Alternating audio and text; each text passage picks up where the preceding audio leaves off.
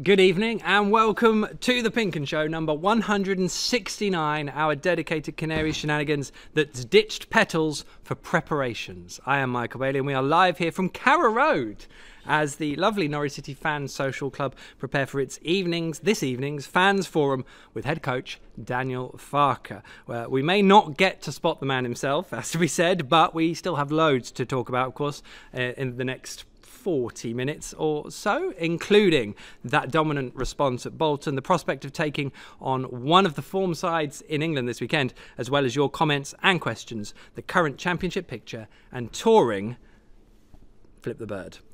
We will do all of that in the company of tonight's guests, who are Forces to Canaries chairman, friends of the show, Neville Townsend, and two Fan Social Club volunteers who have managed to find a free 40 minutes to join us for the PinkUn Show. Davies, don't tell Diane. It is Craig Bailey and Mike Ward, or Mike and Bailey, which is going to get very confusing. Gents, all of you, how are you doing? Neville, are you well? I'm good, and you, Michael? Yeah, not bad at all. Thank you very much. I had to run here, but we're all fine. Mike, welcome to the show. How are you? I'm very well, thank you, Michael, and really looking forward to it. Now, you threw me with your broad Yorkshire accent. What's going on there? Pardon? Exactly. Yes, I came down here 30 years ago, but I've still retained my Yorkshire accent. So I'm here, and I'm here to stay. That's brilliant. Well, you'll protect me in tough times, I'm sure, and I appreciate it. Craig, how are you? Yeah, really well, really well. Always nice to see someone on the show with a beard. Oh, thanks very much. It's a bit superstitious beard. We tend to do well when I've got a beard. Is that right? Yeah. Oh, okay. Well, why did you not have the beard on at times? I have just mistakes when trimming. We've all been there. We've all been there. I think former City Captain Russell Martin did it himself as well. So well, I'm in good company. Esteemed company. I've just noticed Wesley Moulahan is behind you, Craig, which is nice because I hadn't realised that she'd made the journey, so that was good. Obviously, I missed her from last week in our Lancashire hot pad. Okay, so that's all good. Thanks, gentlemen. Loads more from the guys, of course. Now, as is now the norm, it has to be said, touch wood, we are live on pinkun.com, on the PinkUn Facebook page, on Twitter, Periscope and YouTube. And over the course of the show, we want to hear from you, be it how good you think Teemu Pukki is, who is going to finish in the top two, your thoughts on Saturday's clash with Bristol City, but especially in light of tonight's event, and you guys can think about this too, we want to know the one thing you would ask or say to Daniel Farke if he was stood in front of you right now. Picture him here, not me. Talk to me, I am Daniel Farke. So we want to hear your thoughts. Get all of those through to us here at the home of football. Agree to that. Simply post your words below the live feed on the PinkUn Facebook page, the YouTube chat box, or a reply on the PinkUn Twitter and Periscope streams. And I'll do all my best to keep track of all of those on my telephone. We have been reunited with Onel Hernandez and Wesley Moulahan. I don't know if she's in shot. Is she in shot, Dan? She's in shot. That's good. Good to hear. That'll help massage her ego. And of course, this means it is now time for this week's... Who's doing this? Mike, are you doing it? Daniel Hernandez? Go on. This week's Norwich City headlines. Yeah, seamless. The Wanderers return. We're back from the northwest, and Norwich City leave Bolton chasing shadows as they post a near-perfect Preston response and sit top of the championship once again. It is 13 to go. A spot of bother, original pun.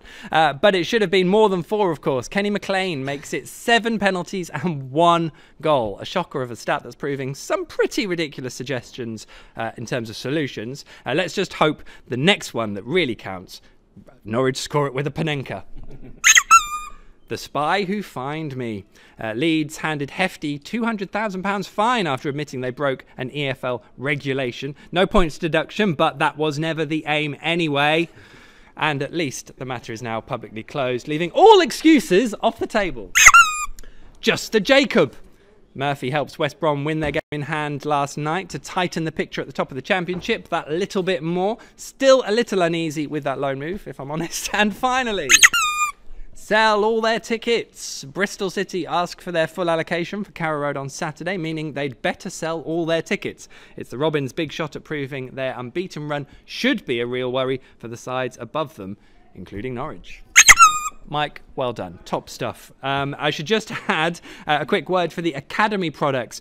Josh Coley, Billy Johnson, Kieran Jones, Alfie Payne, Tom Scully, Anthony Spyro, Jordan Thomas and Isaac Thorvaldsen, who, the club announced today, have all signed extended stays with the Canaries. keep an eye on those names, of course, over the coming season or two. Let's crack on then. First up, Bolton, gentlemen, as a response to Preston. That was bang on, wasn't it, Mike? It couldn't have been better. Well, it could if we'd got the penalty, but apart from that, it was fantastic. And do you know, I was asked by certain people what was my favourite goal, and it's rare to see 4 goals of that quality in the same game. It was mind-blowing.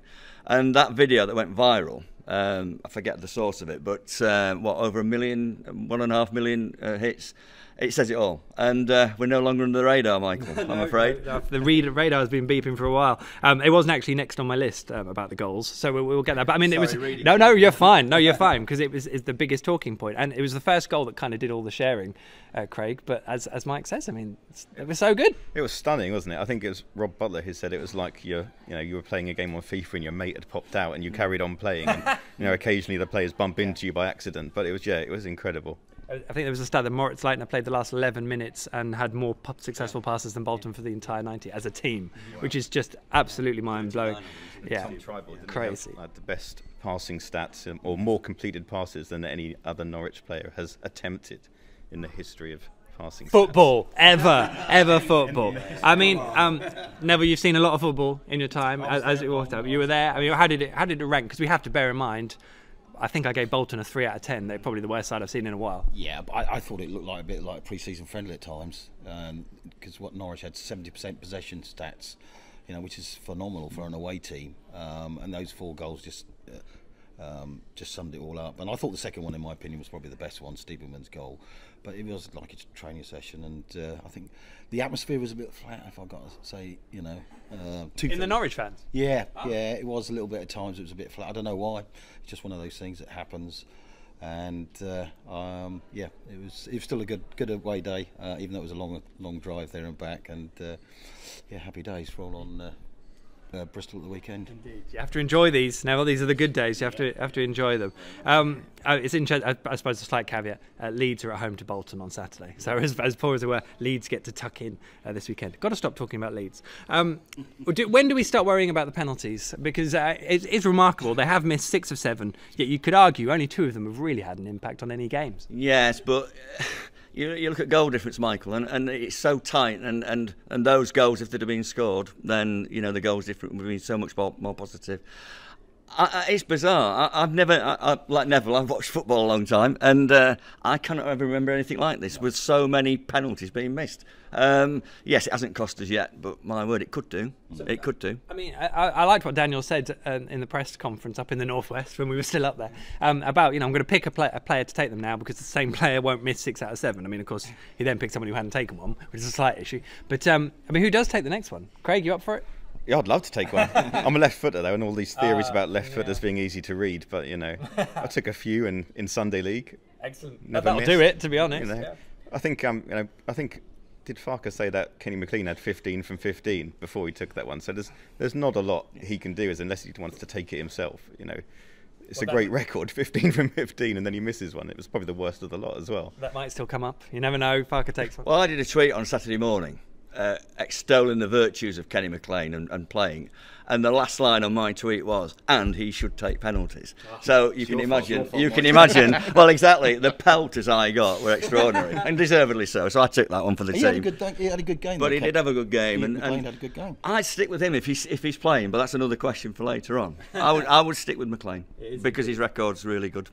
The problem is they keep taking successful penalties for other clubs and in training and then putting them somewhere different when they take them for Norwich now. Yeah, I'd put you on, Michael, seeing your penalties at Carrow Road for us. Thank you. 5 from 5 in career, or might be 8 from 8, I can't remember. Never missed it, and they've always had a goalkeeper in. I just say, it's not like I'm just striking an open goal. Anyway, no one wants to see me take a penalty. Farke centre forward though, wasn't he? He should register himself and he should take them. Well, this is the debate with Teemu Pukki as well, but are we not biting on that? Are we? Nope, leave it. Leave it. Yeah, leave it. Leave it. It's Teemu Pukki. He can do no wrong. I was surprised he didn't, let's be honest. Okay. That said, and I think, have we got the graphic? You two? You happy? Tony's here as well, and Dan. They're both nodding away. Are you going to play it now? Are you already doing it? This is, you've probably seen it on Twitter as well. It could be a record season for Teemu Pukki because he has got 23 league goals, I think it is, off the top of my head. So he's venturing into the territory of already the top 8 top league goals campaigns. He's probably got a little eye on Ralph Hunt's record of 31 in a league campaign, and if he keeps up this rate, he might top it. But it's just phenomenal, isn't it? When you think of where he's come from, and I mean, even, I didn't know who he was when he joined. Hadn't really registered his Celtic spell, and we were probably all just going, well, "Nah, don't get it." No, completely. And what an amazing surprise he's been.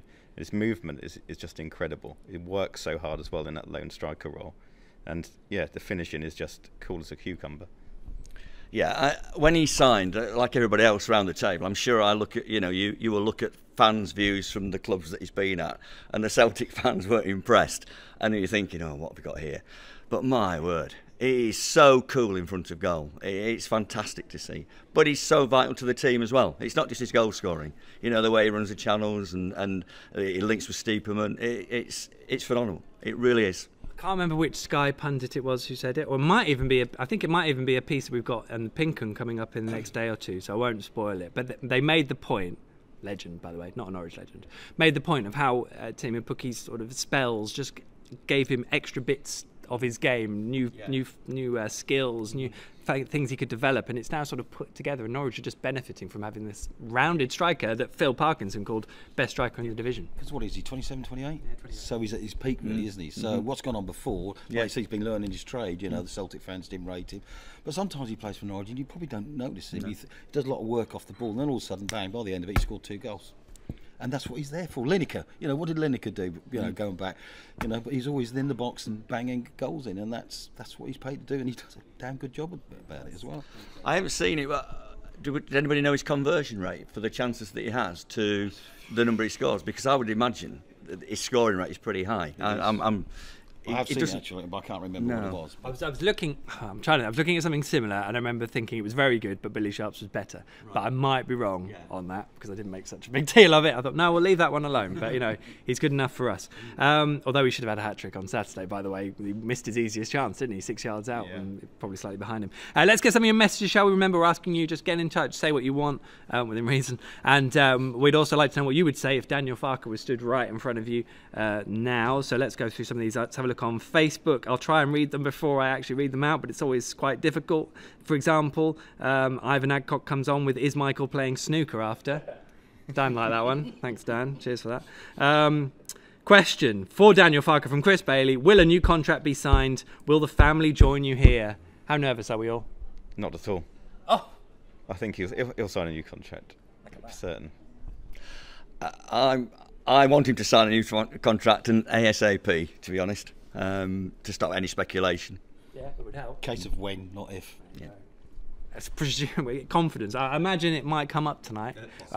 Could be just a maybe bingo on when the first question will be. By the way, you can follow all that happens tonight's forum if you're not coming down at PinkUn.com. I am hanging around for that very reason. Mark Parsons says he would ask Daniel Farke, why the Farke?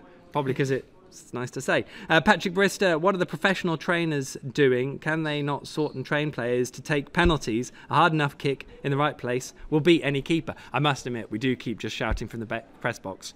I won't say the exact words. Hit it hard. Just hit the thing. Just hit the thing. You've got to, haven't you? The reaction times alone, if you hit it hard enough, you've got a chance, haven't you? That's what Billy Sharp did. Yeah, just step up and just smack it down the middle. For me, as hard as you can, Rather than sort of trickle it down the middle again. He tried. I said to somebody the other day to perhaps have a session with Neil Adams, who's linked with the club. Just the psychology of it, but not to actually. Yeah. You can't replicate, can you? That 12 yards from the goal I think in front of 26,000. So. I imagine you've got people like, say, Delia Smith telling certain people that should be happening. So maybe Neil can't coach it. I don't know. He was very good at them, wasn't he? So Matty Hubbard asks, any news on Tim Closer contract? I don't know if you're asking me that now, Matty, or what you'd ask Daniel. Obviously, we can't ask Daniel. No, but I would imagine that's going to wait until the summer and they'll see which division Norwich are playing in, so we shall see. Jacob Seaman, we're saving all our penalties to go in, so if we end up in the playoffs at Wembley and it comes down to penalties... ... crying emoji. Yes, crying emoji. That is Jacob Seaman. Jacob, no. And Richie's Temple says, great top Nev, thumbs up. Oh, it's Darren Eady! When are you going to come on the show, Darren? Hey, you all right? All right, good to see you. Darren's hosting. Look at that. It's nice to see Darren. We'll try and get a chat with him later. But he's going to the toilet, Luke. So, you know, do you want us to? We can follow Darren to the toilet, but I don't think anyone wants to see that. So there we go. Richie Temple says great top, thumbs up. So Canaries members, army guy, ex-army. He's a policeman, so we would have to look after him. Brilliant. And Mike Williams says, tell Mike that his Yorkshire accent sounds worse than in real life. Thank you, Mike. I will speak to you later. You've been threatened. Right, more of your questions. Keep them coming in. That was on Facebook, but of course we're on Periscope and YouTube too. So YouTube too. So keep them coming in. So Saturday was a cracking day, as we've discussed. It was also one of the more straightforward. Here's how it all unfolded for us in Greater Manchester. And don't worry, there isn't a red plastic flute or petal to be seen.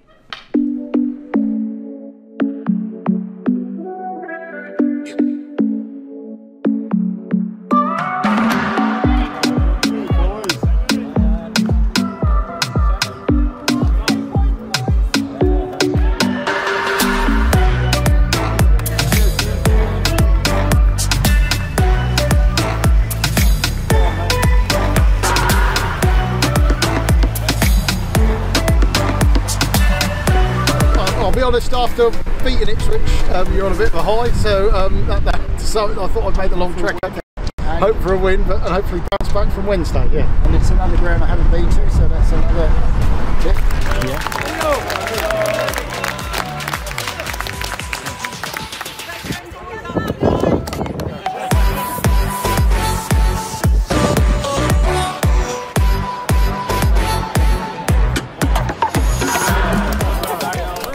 Probably not 2-0 because we're not very good at clean sheets. Say 3-1. I'll say 2-1.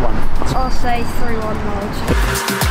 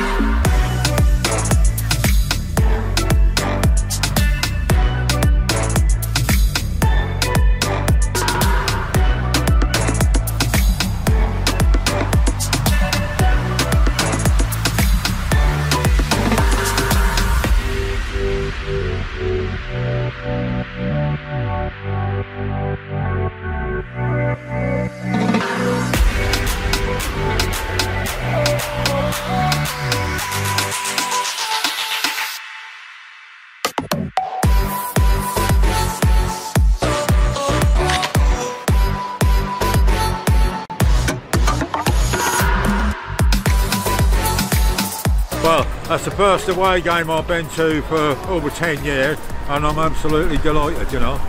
I'm sure we're going up, automatic, I mean, because it's got to be, we don't want to go to Wembley and have a penalty shootout, do we? You know, got Hanley now coming back, Closer coming back. Come on! What do you do with a winning side? You can't really change a winning side at the minute, but it's nice to have that problem. The only thing I could criticize that we should be even a bit more clinical and brutal in using the chance, but I can't complain too much. So to be there with a 4-0 win, clean sheet, it's outstanding. But it was important to start on the front foot and to bring our best performance level today on the pitch. I've said this for months, probably since about October, November time. It's almost a question of what Norwich do in terms of this season. Norwich have it in their hands to beat most sides. If they play to their level, they will beat them. That's the level of quality they've got.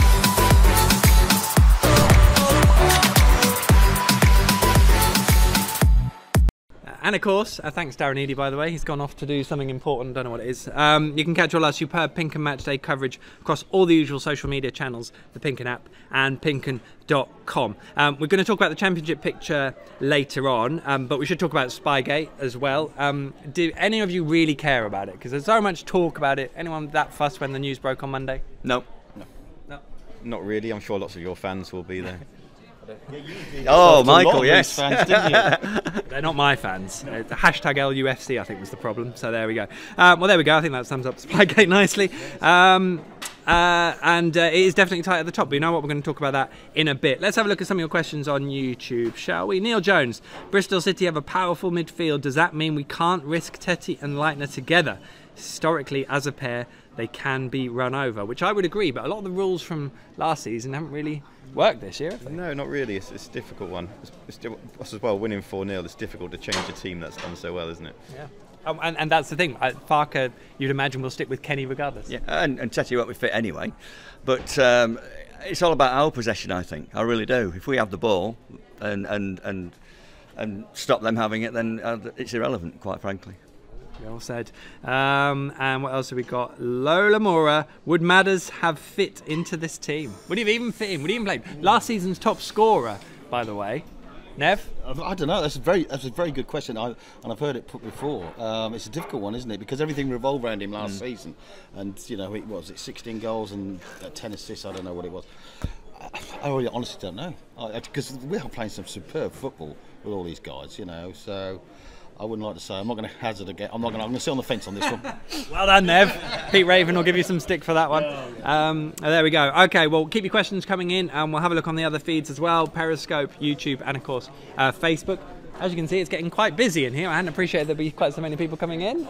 Yeah, it's good. So lots of people ready to speak to Daniel Farke, of course, which means we better get on with this, and we're going to get on with this. Let's officially bring this work of art to the home of football. Did you already play the sting, Dan? You played the sting. Is it done? Yeah, well, that was seamless, I think. It is, of course, Flip the Bird, the game that really deserves its own YouTube channel. Last time out, which was a while ago, my esteemed colleague Paddy Davitt and Rewind Norwich City's Jamie Marison pulled out a 5-5 draw, lifting the pair of them into the warm bosom of mid-table. Tonight, Nev looks to break free of said bosom, while Mike, I'm quite happy with that line, while Mike and Craig make their debuts. I'm not really sure they know. Are you happy with the rules? Yeah, not really sure. So there we go.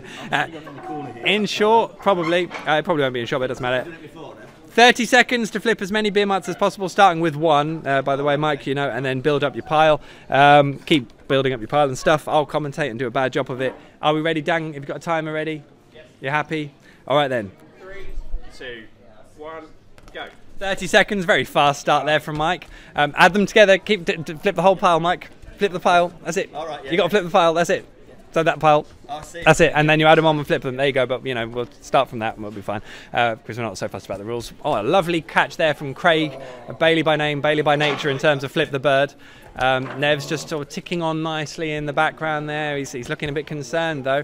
Mike's happy. He's commentating on himself now, so he's starting to feel quite comfortable. Dan's looking at the clock. Everyone's wondering what's going on. And it is over. What a game. What a round of Flip the Bird that was. I think we can all agree. Happy days. Neville's sort of not happy. What have you got? What have you got, Neville? 5. Yeah. 5. He's equalled his total from last year. Mike? 5 is the informed score. Craig, you've got more than 5. I've got 7. 7 for Craig. He wins the round. He wins all our adulation.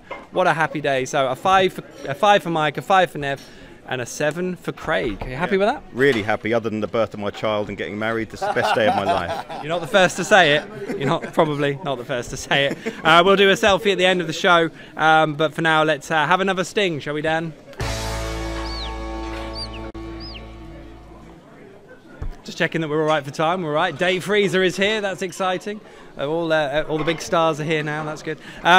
It's a big night for the Norwich City Fans Social Club, has to be said. Daniel Farke coming in. The only fans forum he's done this season, apart from the AGM, and likewise he did one last year, but with Stuart Webber and Steve Stone, I think it was. So it's a big night for the forum and for the social club, of course. Mike and Craig are both volunteers.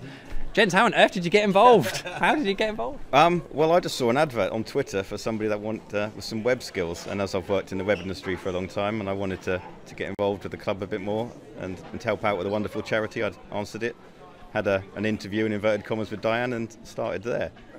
Yeah, I came to the Steve Stone and Stuart Webber evening, and I was so struck by how well organised it was, and I asked Diane if I could join. He said, yeah, fine, but let's have an interview.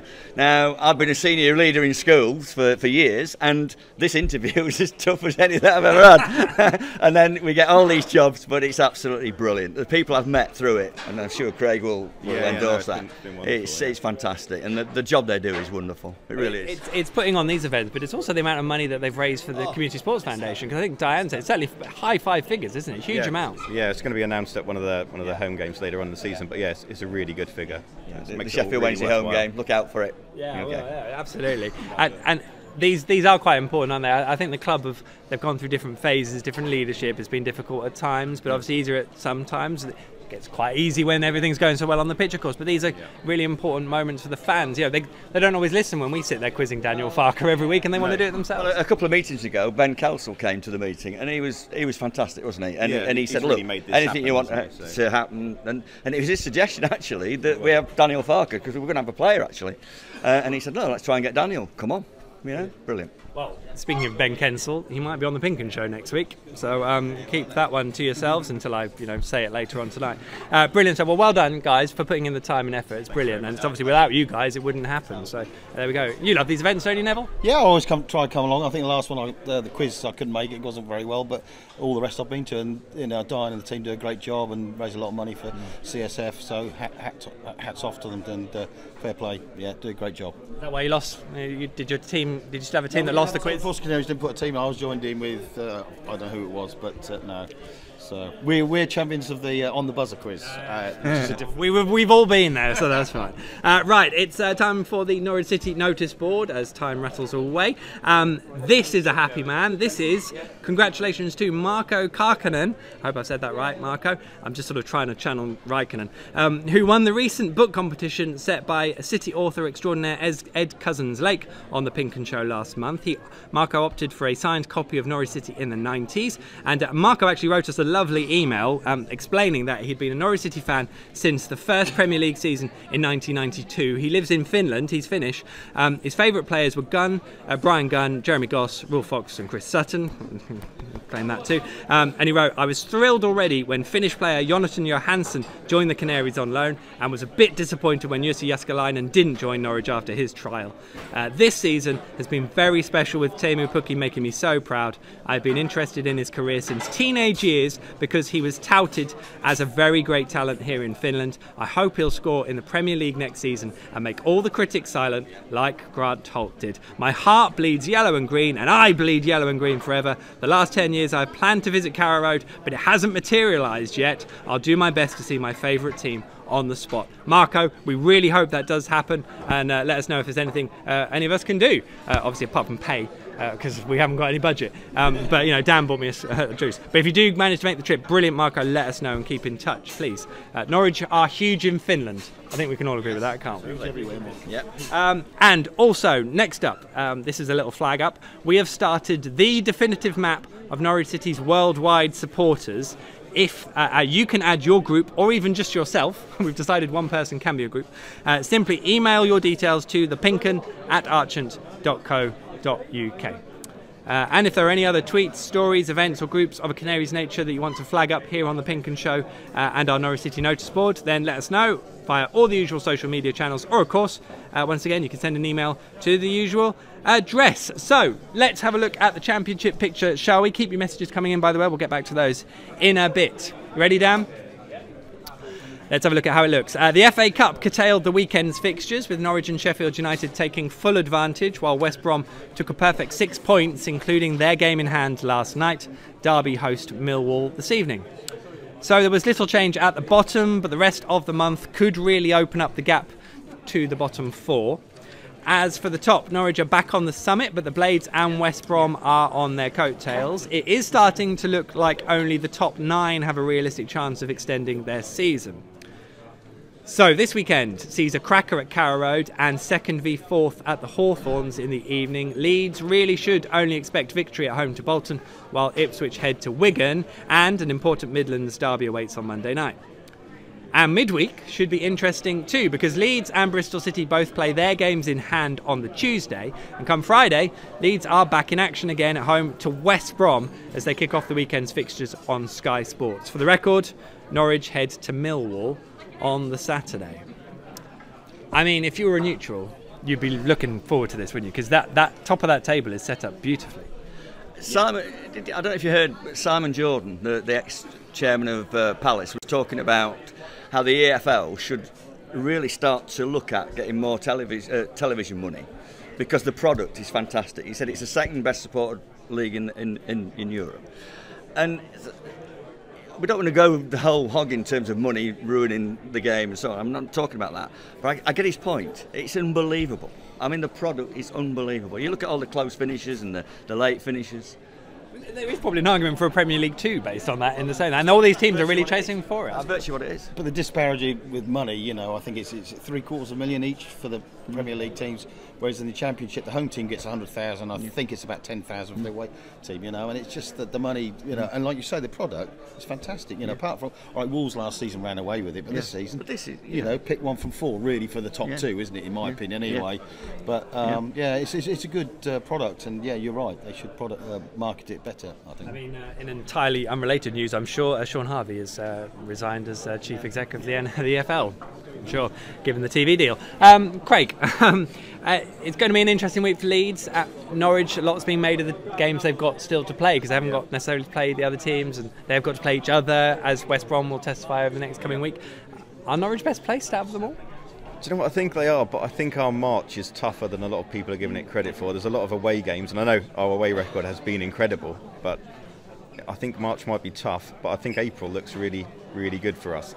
So I'm thinking there'll be a few twists and turns yet to come. We may drop out of the top two, but I feel pretty confident we'll be back in it come April, mid-April time. Interesting what happens when or if Norwich do drop out of the top three properly, and I don't mean like just by not playing or by other inters, just because psychologically that's quite a thing, and likewise as it will be for Leeds, so we will see. Andrew Porton says get Darren Eadie on. Well, I do keep trying, I can assure you, but he works in Ipswich now, so you know that's the price he's paying. Yeah, don't shout it, don't shout it.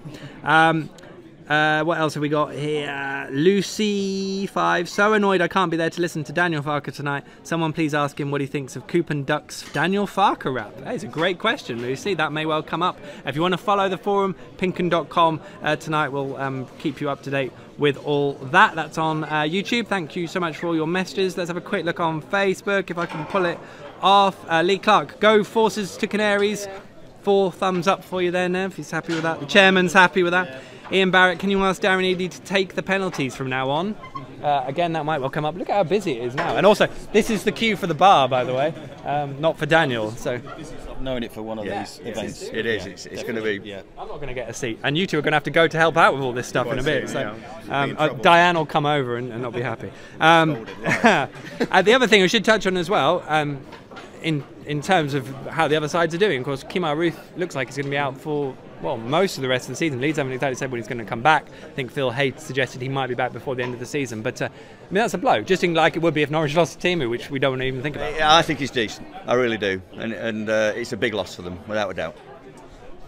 Sure, it's not all going Norwich way. Right, Bristol City preview. Let's get stuck into that, shall we? It is Bristol City next. 7 successive wins, unbeaten in 13. They were quite unlucky in the FA Cup against Wolves as well. But are they the real deal, Craig? Or are they just these flashes in the pan? I don't know. I think they're a good side. I think we were lucky to get a draw out of it at their place. I think everyone felt like that. But I think both teams will score tomorrow. They're a good side. I can't see us keeping a clean sheet against them, but I'm just hoping we can outscore them, basically.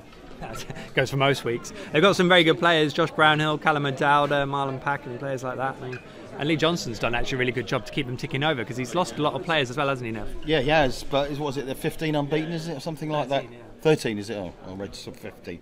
But yeah, I think I'm usually. I think it's going to be a very tough game, but I still think we got enough. If we play like we have been recently. Even against Preston the other in midweek, we had more to play in that second half, didn't we? You know, So you know, and we lost it. Yeah. But I just think we'll have, if we stick to our game plan.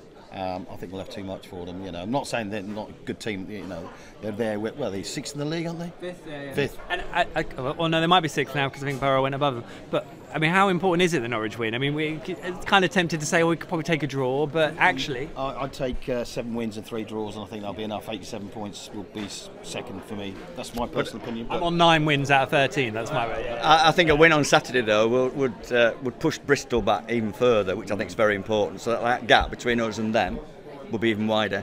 I think it's really important we win. I think it'll be a real message to the rest of the league. Another one. Well, I think if Bristol City win, it puts the pressure on Norwich achieving what they want to, maybe more than than Bristol City getting there. So we always like to ask the guys who they pick as their 11s. We only asked you this week, Neville, because it's quite, well, I say it's relatively straightforward. Maybe it's not, but here's the 11 you've gone for. Pick out I guess the highlight really is midfield, isn't it? Yeah, midfield with Leitner coming back in, and that was a very tough decision to drop McLean, because I thought he did very well on and that ball he put in for Buendia's goal was fantastic at the end of that great move. But I think Tribal, you can't take him out, and Leitner came on, and that, like Craig said earlier, he was only on for 10 minutes and he had more passes than any other Bolton player. So I just feel that he'll probably go with Steve. You can't, any of the rest of them, Lewis, Aarons and Zimmerman and Godfrey's still doing a great job, and so Pookie, I think you can leave him in, can't you? So yeah, to me the team picks itself, So. Mike, who would you go with then? Let's distill it to Leitner or McLean. I nail my colours to the McLean Master on Saturday, and I'll stick with that. What, instead of Leitner? Even though it didn't go very well. Well, apart from the penalty. So what do you put in instead of Leitner? Yeah, possibly, but what a shout. I mean, that could be a question. Nice tough decision. But it is. It is. I mean, obviously. But I would start with McLean. Craig? I think it's a really tough call. Leitner's probably my favourite of the entire squad. I think he's an incredible player. I think he bossed the whole, was running our team when he was fit. But McLean came in and did really well. I think Farke will stick with him, if I'm honest. And I think I probably would too, just because he's still coming back. Don't want to risk it getting injured, but what a great problem to have. You imagine Vrancic coming back into that mix, and you've got 3 incredible players for that role. Mario's not too far away either. I mean, at least if you start McLean and it's not maybe going well, you've got Leitner to come on, haven't you? What a brilliant position to be in. Okay, so final question for Bristol City. I want a key man, which maybe we've just talked about, and predictions for Saturday, 3 o'clock kickoff at Carrow Road. There's not many of those left, I don't think either. So, Neville, I'll start with you. Key man and prediction. As I put out to our members in an email today, I'm going for 2-1. But I didn't say key man, but Pookie for me, as usual. Mm-hmm. I went for 2-1. But I will go for somebody slightly different from Neville. Steeperman for me. What a season Marco's had. He has been great, but I'm going to get 3 different key men now. So I'm going to go for Buendia, just because I think that magic he has just might do something special. And I think it'll be 3-2 and we'll concede first. Just a normal run-of-the-mill game at Carrow Road. 3 key men. Let's hope Bristol City have the same kind of problem as well. Right, that is it for this week's PinkUn Show. I know Diane is getting a bit twitchy beside me, so she'll be delighted with that news. I'm only 4 minutes over, Diane. Live from Carrow Road, of course we are. If you are coming along to Daniel Farke's Fans Forum, then make sure you enjoy it and, of course, ask your questions. Remember, you can catch up with tonight's show and all our superb Norwich City coverage on all our platforms, including the PinkUn app, but first and foremost, pinkun.com. Mike and Craig, I'm going to let you go now because I think you're needed, and I don't want Diane to wait. So thank you so much, Craig. Absolutely, top man, Mike. Pleasure. Thank you very much. Thank you. Get these 2 back on the show most definitely at some point in the future. There we go. It's just me and you, Nev. Come on, Nev. Come on. Sit here for my final link. We're going to drag it out. We'll make Dan some words. Yeah. We'll make Dan and Tony work. There we go. Beautiful boys. Well done. So as I was saying, I will be at Carrow Road on Saturday as usual, alongside Paddy Davitt and producer Tony, as I'm now nicknaming him. So check out our big build-up team news, live coverage, behind the scenes, of course, reaction and analysis. And if you see any of us around, then please say hello. Next week, now we are on the road again, live on Wednesday at 6 p.m. from The Nest, with a Canaries Trust special panel that will include Norwich City Chief Operating Officer Ben Kensell. So, any Norwich City questions, he is indeed, that you want answering desperately or not so desperately, make sure you watch next week's show live, or you can send us an email to the usual address beforehand, and we'll make sure we put the best of those questions to Ben and the rest of the panel. So it's going to be a cracking show next week. Do not miss it, next Wednesday, 6 p.m. That's for then. For now, a big thank you to, of course, our guests tonight, to Craig, to Mike, and of course to Neville. Thanks, Nev. Cheers, Mike. Brilliant. And of course to the Norwich City Fan Social Club for letting us disrupt their evening, which I feel like we have officially done. To Norwich City Football Club, of course, for letting us in the first place. To the crew, that is producer Tony and